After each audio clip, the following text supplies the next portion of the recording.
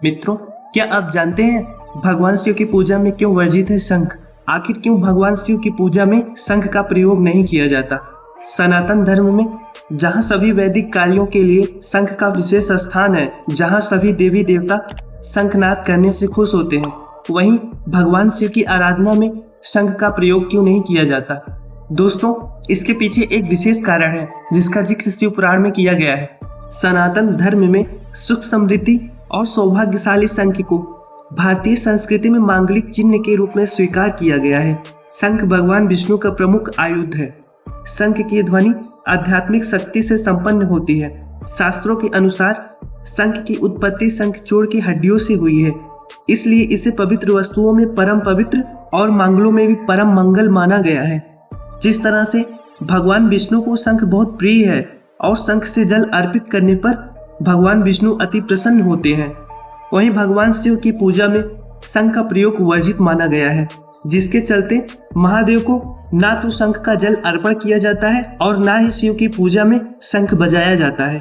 मित्रों, आइए अब हम जानते हैं कि इसके पीछे का पौराणिक कथा क्या है, क्या कहता है शिव पुराण।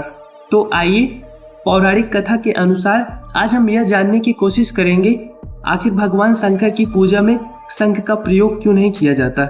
मित्रों, शिव पुराण की कथा के अनुसार दैत्यराज दंभ की कोई संतान नहीं थी।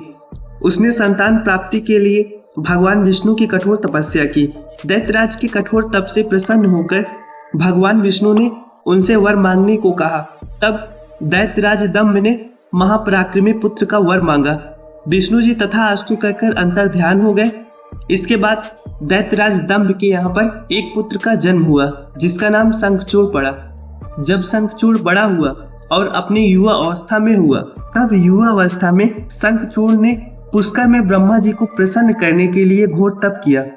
तपस्या से प्रसन्न होकर ब्रह्मदेव ने वरदान मांगने के लिए कहा, तो शंखचूड़ ने वर मांगा कि कोई भी देवता उसे परास्त ना कर पाए, वह देवताओं के लिए अजय हो जाए।